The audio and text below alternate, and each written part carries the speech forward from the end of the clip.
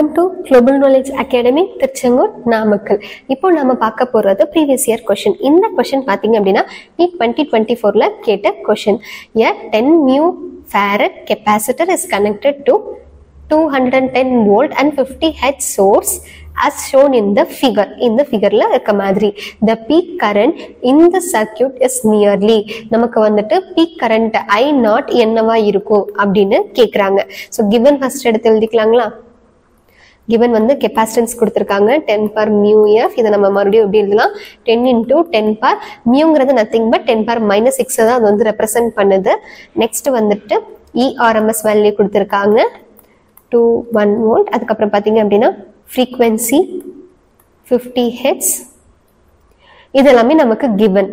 okay, actually பாத்தீங்க அப்படின்னா alternating current ரொம்ப ஈஸியான சாப்டர். உங்களுக்கு டிரான்ஸ்ஃபார்மர் எடுத்துட்டு அப்புறம் பாத்தீங்க அப்படின்னா உங்களுக்கு கெப்பாசிட்டன்ஸ், அதுக்கப்புறம் இண்டக்டன்ஸ், அதுக்கப்புறம் ரெசிஸ்டன்ஸ், இந்த மூணோட காம்பினேஷன் ஒன்று இருக்கும். தனித்தனியா படிக்கிற மாதிரி இருக்கும். உங்களுக்கு ஃபார்முலாஸ் எல்லாமே ஒரே மாதிரி தான் இருக்கும். அதனால நமக்கு இந்த சாப்டர் ரொம்ப ரொம்ப ஈஸியான சாப்டர்ஸ் தான். கொஞ்சம் எஃபர்ட் போட்டு படிச்சீங்கன்னாவே இந்த சாப்டரை ஃபுல்லா படிச்சிடலாம். ERMS is equal to E0 equal to root 2 ERMS. okay, so நமக்கு I0 தான் தேவை. அதுக்கான ஃபார்முலா என்ன? E0 XC. XC யோட ஃபார்முலா என்ன? 1 by 2 by FC. ஸோ இப்போ இதுக்கு எல்லாத்தையுமே நம்ம இந்த ஈக்குவேஷன்ல கொண்டு போய் சப்ஸ்டியூட் பண்ணா நமக்கு I0 வேல்யூ கிடைச்சிடும். Okay, I0 equal to E0 என்ன? root 2. ERMS வேல்யூ என்ன? 210 into 2 pi யோட வேல்யூ 2 pi னை நம்ம அப்படியே வச்சுக்கலாம். அடுத்து F ஓட வேல்யூ 50, C யோட value 10 into 10 per minus 6. So இது ரொம்ப பெரிய கால்குலேஷன் மாதிரி தெரியும், பட் இது ரொம்ப சிம்பிள் தான். பாருங்களேன், ஸோ இது இப்போ இந்த மாதிரி டென்ஸ் எல்லாம் நான் தனியா எடுத்து அதை நான் வந்துட்டு என்ன பண்ண போறேன்னா இந்த பவரோட கேன்சல் பண்ண போறேன்.